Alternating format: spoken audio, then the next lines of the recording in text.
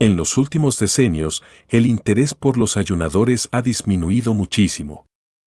Antes era un buen negocio organizar grandes exhibiciones de este género como espectáculo independiente, cosa que hoy, en cambio, es imposible del todo. Eran otros los tiempos.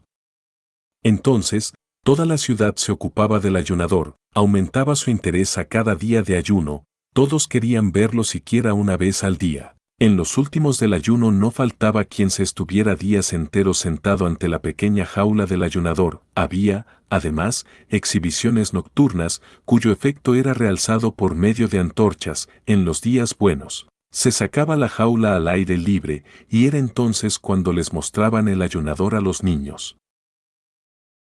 Para los adultos aquello solía no ser más que una broma, en la que tomaban parte medio por moda, pero los niños, cogidos de las manos por prudencia, miraban asombrados y boquiabiertos a aquel hombre pálido, con camiseta oscura, de costillas salientes, que, desdeñando un asiento, permanecía tendido en la paja esparcida por el suelo, y saludaba, a veces, cortésmente o respondía con forzada sonrisa a las preguntas que se le dirigían o sacaba, quizá, un brazo por entre los hierros para hacer notar su delgadez, y volvía después a sumirse en su propio interior, sin preocuparse de nadie ni de nada, ni siquiera de la marcha del reloj, para él tan importante, única pieza de mobiliario que se veía en su jaula.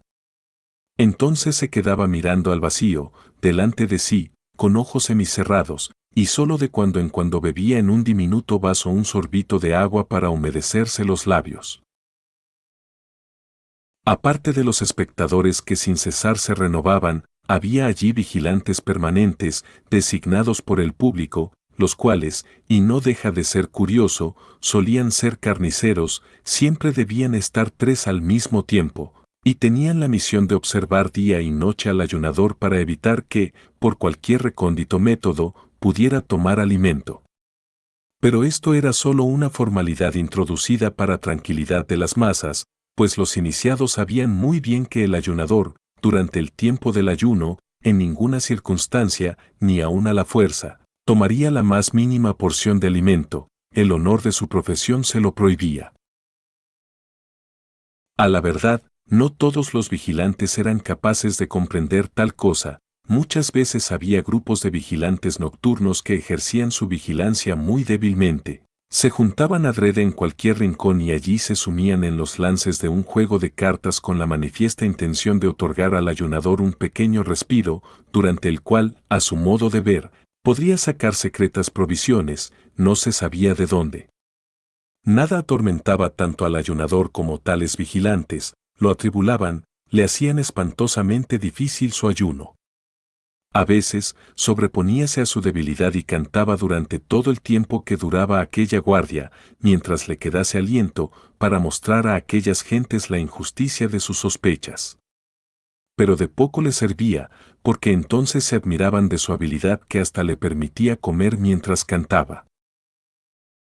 Muy preferibles eran, para él, los vigilantes que se pegaban a las rejas, y que, no contentándose con la turbia iluminación nocturna de la sala, le lanzaban a cada momento el rayo de las lámparas eléctricas de bolsillo que ponía a su disposición el empresario. La luz cruda no lo molestaba, en general no llegaba a dormir, pero quedar traspuesto un poco podía hacerlo con cualquier luz, a cualquier hora y hasta con la sala llena de una estrepitosa muchedumbre. Estaba siempre dispuesto a pasar toda la noche en vela con tales vigilantes, estaba dispuesto a bromear con ellos, a contarles historias de su vida vagabunda y a oír, en cambio, las suyas, solo para mantenerse despierto, para poder mostrarles de nuevo que no tenía en la jaula nada comestible y que soportaba el hambre como no podría hacerlo ninguno de ellos. Pero cuando se sentía más dichoso era al llegar la mañana, y por su cuenta les era servido a los vigilantes un abundante desayuno, sobre el cual se arrojaban con el apetito de hombres robustos que han pasado una noche de trabajosa vigilia. Cierto que no faltaban gentes que quisieran ver en este desayuno un grosero soborno de los vigilantes, pero la cosa seguía haciéndose, y si se les preguntaba si querían tomar a su cargo, sin desayuno, la guardia nocturna, no renunciaban a él, pero conservaban siempre sus sospechas. Pero éstas pertenecían ya a las sospechas inherentes a la profesión del ayunador. Nadie estaba en situación de poder pasar ininterrumpidamente días y noches como vigilante junto al ayunador, nadie, por tanto, podía saber por experiencia propia si realmente había ayunado sin interrupción y sin falta. Solo el ayunador podía saberlo, ya que él era, al mismo tiempo, un espectador de su hambre completamente satisfecho. Aunque, por otro motivo, tampoco lo estaba nunca. ¿Acaso no era el ayuno la causa de su enflaquecimiento, tan atroz que muchos, con gran pena suya, tenían que abstenerse de frecuentar las exhibiciones por no poder sufrir su vista? Tal vez su esquelética delgadez procedía de su descontento consigo mismo. Solo él sabía, solo él y ninguno de sus adeptos, qué fácil cosa era el suyo. Era la cosa más fácil del mundo. Verdad que no lo ocultaba, pero no le creían, en el caso más favorable, lo tomaban por modesto, pero, en general, lo juzgaban un reclamista, o un vil farsante para quien el ayuno era cosa fácil porque sabía la manera de hacerlo fácil y que tenía, además, el cinismo de dejarlo entrever. Había de aguantar todo esto, y, en el curso de los años, ya se había acostumbrado a ello, pero, en su interior, siempre le recomía este descontento y ni una sola vez, al fin de su ayuno, esta justicia había que hacérsela, había abandonado su jaula voluntariamente. El empresario había fijado 40 días como el plazo máximo de ayuno, más allá del cual no le permitía ayunar ni siquiera en las capitales de primer orden. Y no dejaba de tener sus buenas razones para ello. Según le había enseñado su experiencia, durante 40 días, valiéndose de toda suerte de anuncios que fueran concentrando el interés, podía quizá aguijonearse progresivamente la curiosidad de un pueblo. Más pasado este plazo, el público se negaba a visitarle, disminuía el crédito de que gozaba el artista del hambre. Claro que en este punto podían observarse pequeñas diferencias según las ciudades y las naciones, pero, por regla general, los 40 días eran el periodo de ayuno más dilatado posible. Por esta razón, a los 40 días era abierta la puerta de la jaula, ornada con una guirnalda de flores, un público entusiasmado llenaba el anfiteatro, sonaban los acordes de una banda militar. 2 médicos entraban en la jaula para medir al ayunador, según normas científicas, y el resultado de la medición se anunciaba a la sala por medio de un altavoz. Por último, 2 señoritas, felices de haber sido elegidas para desempeñar aquel papel mediante sorteo, llegaban a la jaula y pretendían sacar de ella al ayunador y hacerle bajar un par de peldaños para conducirle ante una mesilla en la que estaba servida una comidita de enfermo cuidadosamente escogida. Y en este momento, el ayunador siempre se resistía. Cierto que colocaba voluntariamente sus huesudos brazos en las manos que las 2 damas, inclinadas sobre él, le tendían dispuestas a auxiliarle, pero no quería levantarse. ¿Por qué suspender el ayuno precisamente entonces, a los 40 días? Podía resistir aún mucho tiempo más, un tiempo ilimitado. ¿Por qué cesar entonces, cuando estaba en lo mejor del ayuno? ¿Por qué arrebatarle la gloria de seguir ayunando, y no solo la de llegar a ser el mayor ayunador de todos los tiempos, cosa que probablemente ya lo era, sino también la de sobrepujarse a sí mismo hasta lo inconcebible, pues no sentía límite alguno a su capacidad de ayunar? ¿Por qué aquella gente que fingía admirarlo tenía tan poca paciencia con él? Si aún podía seguir ayunando, ¿por qué no querían permitírselo? Además, estaba cansado, se hallaba muy a gusto tendido en la paja, y ahora tenía que ponerse en pie cuán largo era y acercarse a una comida, cuando con solo pensar en ella sentía náuseas que contenía difícilmente por respeto a las damas. Y alzaba la vista para mirar los ojos de las señoritas, en apariencia tan amables, en realidad tan crueles, y movía después negativamente, sobre su débil cuello, la cabeza, que le pesaba como si fuese de plomo.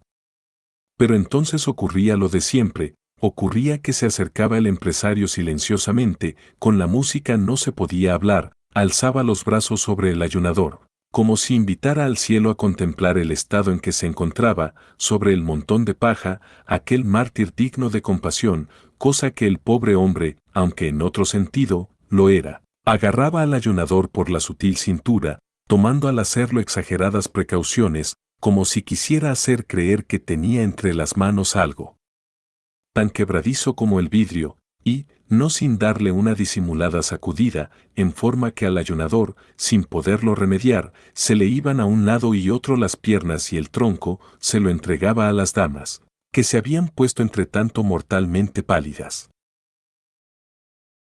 Entonces el ayunador sufría todos sus males, la cabeza le caía sobre el pecho, como si le diera vueltas, y, sin saber cómo, hubiera quedado en aquella postura, el cuerpo estaba como vacío, las piernas, en su afán de mantenerse en pie, apretaban sus rodillas una contra otra, los pies rascaban el suelo como si no fuera el verdadero y buscaran a este bajo aquel, y todo el peso del cuerpo, por lo demás muy leve, caía sobre una de las damas, la cual, buscando auxilio, con cortado aliento, jamás se hubiera imaginado de este modo aquella misión honorífica, alargaba todo lo posible su cuello para librar siquiera su rostro del contacto con el ayunador. Pero después, como no lo lograba, y su compañera, más feliz que ella, no venía en su ayuda, sino que se limitaba a llevar entre las suyas, temblorosas, el pequeño haz de huesos de la mano del ayunador, la portadora, en medio de las divertidas carcajadas de toda la sala, rompía a llorar y tenía que ser librada de su carga por un criado, de largo tiempo atrás preparado para ello. Después venía la comida, en la cual el empresario, en el semisueño del desenjaulado, más parecido a un desmayo que a un sueño, le hacía tragar alguna cosa, en medio de una divertida charla con que apartaba la atención de los espectadores del estado en que se hallaba el ayunador. Después venía un brindis dirigido al público, que el empresario fingía dictado por el ayunador, la orquesta recalcaba todo con un gran trompeteo, marchábase el público y nadie quedaba descontento de lo que había visto, nadie, salvo el ayunador, el artista del hambre, nadie, excepto él. Vivió así muchos años, cortados por periódicos descansos, respetado por el mundo, en una situación de aparente esplendor, mas, no obstante, casi siempre estaba de un humor melancólico, que se acentuaba cada vez más, ya que no había nadie que supiera tomarlo en serio. ¿Con qué, además, podrían consolarle? ¿Qué más podía apetecer? Y si alguna vez surgía alguien, de piadoso ánimo, que lo compadecía y quería hacerle comprender que, probablemente, su tristeza procedía del hambre, bien podía ocurrir, sobre todo si estaba ya muy avanzado el ayuno, que el ayunador le respondiera con una explosión de furia, y, con espanto de todos, comenzaba a sacudir como una fiera los hierros de la jaula. Mas para tales cosas tenía el empresario un castigo que le gustaba emplear. Disculpaba al ayunador ante el congregado público, añadía que sólo la irritabilidad provocada por el hambre, irritabilidad incomprensible en hombres bien alimentados, podía hacer disculpable la conducta del ayunador. Después, tratando de este tema, para explicarlo pasaba a rebatir la afirmación del ayunador de que le era posible ayunar mucho más tiempo del que ayunaba, alababa la noble ambición, la buena voluntad, el gran olvido de sí mismo, que claramente se revelaban en esta afirmación, pero enseguida procuraba echarla abajo solo con mostrar unas fotografías que eran vendidas al mismo tiempo, pues en el retrato se veía al ayunador en la cama, casi muerto de inanición, a los 40 días de su ayuno. Todo esto lo sabía muy bien el ayunador, pero era cada vez más intolerable para él aquella enervante deformación de la verdad. Presentábase allí como causa lo que solo era consecuencia de la precoz terminación del ayuno. Era imposible luchar contra aquella incomprensión, contra aquel universo de estulticia. Lleno de buena fe, escuchaba ansiosamente desde su reja las palabras del empresario, pero al aparecer las fotografías, soltábase siempre de la reja y, sollozando, volvía a dejarse caer en la paja. El ya calmado público podía acercarse otra vez a la jaula y examinarlo a su sabor. Unos años más tarde, si los testigos de tales escenas volvían a acordarse de ellas, notaban que se habían hecho incomprensibles hasta para ellos mismos. Es que mientras tanto se había operado el famoso cambio, sobrevino casi de repente, debía haber razones profundas para ello, pero ¿quién es capaz de hallarlas? El caso es que cierto día, el tan mimado artista del hambre se vio abandonado por la muchedumbre ansiosa de diversiones que prefería otros espectáculos. El empresario recorrió otra vez con él media Europa, para ver si en algún sitio hallarían aún el antiguo interés.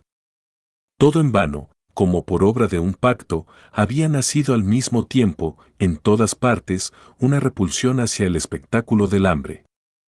Claro que, en realidad, este fenómeno no podía haberse dado así, de repente, y, meditabundos y compungidos, recordaban ahora muchas cosas que en el tiempo de la embriaguez del triunfo no habían considerado suficientemente, presagios no atendidos como merecían serlo. Pero ahora era demasiado tarde para intentar algo en contra. Cierto que era indudable que alguna vez volvería a presentarse la época de los ayunadores, pero para los ahora vivientes, eso no era consuelo. ¿Qué debía hacer, pues, el ayunador? Aquel que había sido aclamado por las multitudes, no podía mostrarse en barracas por las ferias rurales, y para adoptar otro oficio, no solo era el ayunador demasiado viejo, sino que estaba fanáticamente enamorado del hambre. Por tanto, se despidió del empresario, compañero de una carrera incomparable, y se hizo contratar en un gran circo, sin examinar siquiera las condiciones del contrato. Un gran circo, con su infinidad de hombres, animales y aparatos que sin cesar se sustituyen y se complementan unos a otros, puede, en cualquier momento, utilizar a cualquier artista, aunque sea a un ayunador, si sus pretensiones son modestas, naturalmente.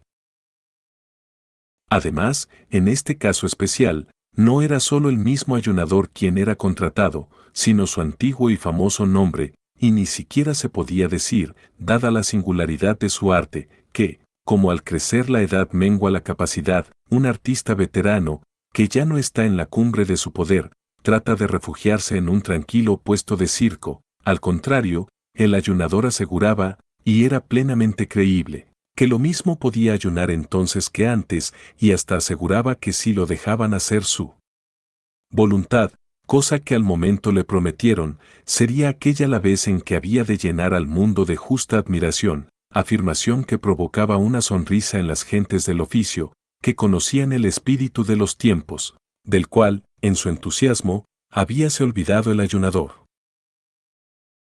Mas, allá en su fondo, el ayunador no dejó de hacerse cargo de las circunstancias y aceptó sin dificultad que no fuera colocada su jaula en el centro de la pista, como número sobresaliente, sino que se la dejara fuera, cerca de las cuadras, sitio, por lo demás, bastante concurrido. Grandes carteles, de colores chillones, rodeaban la jaula y anunciaban lo que había que admirar en ella. En los intermedios del espectáculo, cuando el público se dirigía hacia las cuadras para ver los animales, era casi inevitable que pasaran por delante del ayunador y se detuvieran allí un momento. ¿Acaso habrían permanecido más tiempo junto a él si no hicieran imposible una contemplación más larga y tranquila los empujones de los que venían detrás por el estrecho corredor, y que no comprendían que se hiciera aquella parada en el camino de las interesantes cuadras? Por este motivo, el ayunador temía aquella hora de visitas que, por otra parte, anhelaba como el objeto de su vida. En los primeros tiempos apenas había tenido paciencia para esperar el momento del intermedio, había contemplado, con entusiasmo, la muchedumbre que se extendía y venía hacia él hasta que muy pronto, ni la más obstinada y casi consciente voluntad de engañarse a sí mismo se salvaba de aquella experiencia, tuvo que convencerse de que la mayor parte de aquella gente, sin excepción, no traía otro propósito que el de visitar las cuadras. Y siempre era lo mejor el ver aquella masa, así, desde lejos.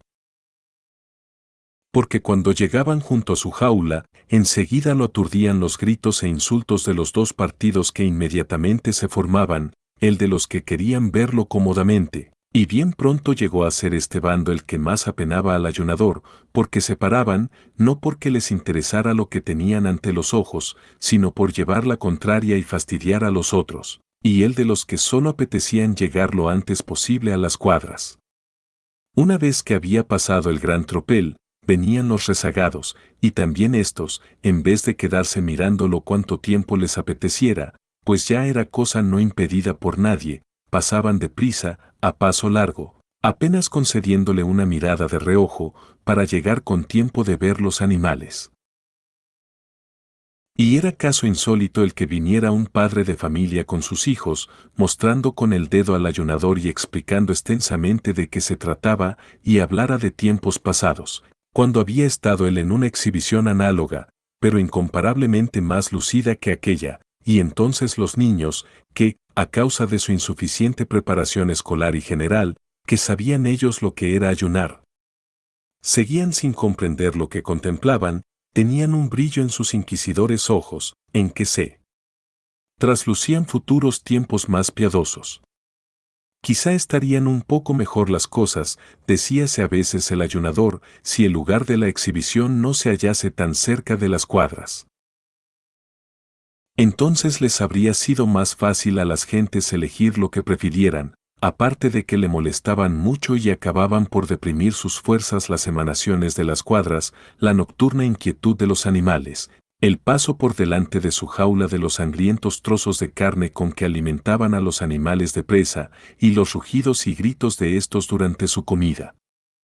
Pero no se atrevía a decirlo a la dirección, pues, si bien lo pensaba, siempre tenía que agradecer a los animales la muchedumbre de visitantes que pasaban ante él, entre los cuales, de cuando en cuando, bien se podía encontrar alguno que viniera especialmente a verle. Quién sabe en qué rincón lo meterían, si al decir algo les recordaba que aún vivía y les hacía ver, en resumidas cuentas, que no venía a ser más que un estorbo en el camino de las cuadras. Un pequeño estorbo en todo caso, un estorbo que cada vez se hacía más diminuto. Las gentes se iban acostumbrando a la rara manía de pretender llamar la atención como ayunador en los tiempos actuales, y adquirido este hábito, quedó ya pronunciada la sentencia de muerte del ayunador. Podía ayunar cuanto quisiera, y así lo hacía. Pero nada podía ya salvarle, la gente pasaba por su lado sin verle. ¿Y si intentara explicarle a alguien el arte del ayuno? A quien no lo siente, no es posible hacérselo comprender. Los más hermosos rótulos llegaron a ponerse sucios e ilegibles, fueron arrancados, y a nadie se le ocurrió renovarlos. La tablilla con el número de los días transcurridos desde que había comenzado el ayuno, que en los primeros tiempos era cuidadosamente mudada todos los días, hacía ya mucho tiempo que era la misma, pues al cabo de algunas semanas este pequeño trabajo habíase hecho desagradable para el personal, y de este modo, cierto que el ayunador continuó ayunando, como siempre había anhelado, y que lo hacía sin molestia, tal como en otro tiempo lo había anunciado, pero nadie contaba ya el tiempo que pasaba. Nadie, ni siquiera el mismo ayunador, sabía qué número de días de ayuno llevaba alcanzados, y su corazón se llenaba de melancolía. Y así, cierta vez, durante aquel tiempo, en que un ocioso se detuvo ante su jaula y se rió del viejo número de días consignado en la tablilla, pareciéndole imposible, y habló de engañifa y de estafa, fue esta la más estúpida mentira que pudieron inventar la indiferencia y la malicia innata, pues no era el ayunador quien engañaba, él trabajaba honradamente, pero era el mundo quien se engañaba en cuanto a sus merecimientos. Asterisco, asterisco, asterisco. Volvieron a pasar muchos días, pero llegó uno en que también aquello tuvo su fin. Cierta vez, un inspector se fijó en la jaula y preguntó a los criados por qué dejaban sin aprovechar aquella jaula tan utilizable que solo contenía un podrido montón de paja. Todos lo ignoraban, hasta que, por fin, uno, al ver la tablilla del número de días, se acordó del ayunador. Removieron con horcas la paja, y en medio de ella hallaron al ayunador. ¿Ayunas todavía?, preguntóle el inspector. ¿Cuándo vas a cesar de una vez? Perdónenme todos, musitó el ayunador, pero solo lo comprendió el inspector, que tenía el oído pegado a la reja. Sin duda, dijo el inspector, poniéndose el índice en la sien para indicar con ello al personal el estado mental del ayunador, todos te perdonamos. Había deseado toda la vida que admiraran mi resistencia al hambre, dijo el ayunador. Y la admiramos, repúsole el inspector. Pero no deberían admirarla, dijo el ayunador. Bueno, pues entonces no la admiraremos, dijo el inspector, pero ¿por qué no debemos admirarte? Porque me es forzoso ayunar, no puedo evitarlo, dijo el ayunador. Eso ya se ve, dijo el inspector, pero ¿por qué no puedes evitarlo? Porque, dijo el artista del hambre levantando un poco la cabeza y hablando en la misma oreja del inspector para que no se perdieran sus palabras, con labios alargados como si fuera a dar un beso, porque no pude encontrar comida que me gustara. Si la hubiera encontrado, puedes creerlo, no habría hecho ningún cumplido y me habría hartado como tú y como todos. Estas fueron sus últimas palabras, pero todavía, en sus ojos quebrados, mostrábase la firme convicción, aunque ya no orgullosa, de que seguiría ayunando. Limpien aquí, ordenó el inspector, y enterraron al ayunador junto con la paja. Mas en la jaula pusieron una pantera joven. Era un gran placer, hasta para el más obtuso de sentidos, ver en aquella jaula, tanto tiempo vacía, la hermosa fiera que se revolcaba y daba saltos. Nada le faltaba. La comida que le gustaba traíansela sin largas cavilaciones sus guardianes. Ni siquiera parecía añorar la libertad. Aquel noble cuerpo, provisto de todo lo necesario para desgarrar lo que se le pusiera por delante, parecía llevar consigo la propia libertad, parecía estar escondida en cualquier rincón de su dentadura. Y la alegría de vivir brotaba con tan fuerte ardor de sus fauces que no les era fácil a los espectadores poder hacerle frente. Pero se sobreponían a su temor, se apretaban contra la jaula y en modo alguno querían apartarse de allí. Franz Kafka. Praga, 1883, Kierling, Austria, 1924. Escritor checo en lengua alemana. Nacido en el seno de una familia de comerciantes judíos, Franz Kafka se formó en un ambiente cultural alemán y se doctoró en Derecho. Pronto empezó a interesarse por la mística y la religión judías, que ejercieron sobre él una notable influencia y favorecieron su adhesión al sionismo. Su proyecto de emigrar a Palestina se vio frustrado en 1917 al padecer los primeros síntomas de tuberculosis, que sería la causante de su muerte. A pesar de la enfermedad, de la hostilidad manifiesta de su familia hacia su vocación literaria, de sus 5 tentativas matrimoniales frustradas y de su empleo de burócrata en una compañía de seguros de Praga, Franz Kafka se dedicó intensamente a la literatura. Su obra, que nos ha llegado en contra de su voluntad expresa, pues ordenó a su íntimo amigo y consejero literario Max Brod que, a su muerte, quemara todos sus manuscritos. Constituye una de las cumbres de la literatura alemana y se cuenta entre las más influyentes e innovadoras del siglo XX. En la línea de la Escuela de Praga, de la que es el miembro más destacado, la escritura de Kafka se caracteriza por una marcada vocación metafísica y una síntesis de absurdo, ironía y lucidez. Ese mundo de sueños, que describe paradójicamente con un realismo minucioso, ya se halla presente en su primera novela corta, Descripción de una lucha, que apareció parcialmente en la revista Hyperion, que dirigía Franz Blei. En 1913, el editor Rowohlt accedió a publicar su primer libro, Meditaciones, que reunía extractos de su diario personal, pequeños fragmentos en prosa de una inquietud espiritual penetrante y un estilo profundamente innovador, a la vez lírico, dramático y melodioso. Sin embargo, el libro pasó desapercibido, los siguientes tampoco obtendrían ningún éxito, fuera de un círculo íntimo de amigos y admiradores incondicionales. El estallido de la Primera Guerra Mundial y el fracaso de un noviazgo en el que había depositado todas sus esperanzas señalaron el inicio de una etapa creativa prolífica. Entre 1913 y 1919 Franz Kafka escribió El proceso, La metamorfosis y la condena y publicó El chofer, que incorporaría más adelante a su novela América, en la colonia penitenciaria y el volumen de relatos Un médico rural.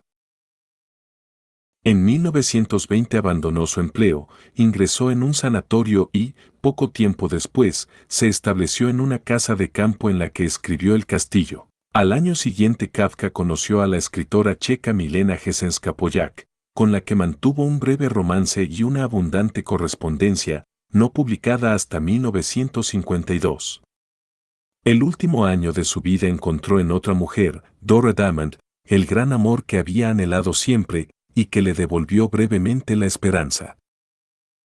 La existencia atribulada y angustiosa de Kafka se refleja en el pesimismo irónico que impregna su obra, que describe, en un estilo que va desde lo fantástico de sus obras juveniles al realismo más estricto, trayectorias de las que no se consigue captar ni el principio ni el fin. Sus personajes, designados frecuentemente con una inicial, Joseph K. o simplemente K., son zarandeados y amenazados por instancias ocultas. Así, el protagonista del proceso no llegará a conocer el motivo de su condena a muerte, y el agrimensor del castillo buscará en vano el rostro del aparato burocrático en el que pretende integrarse.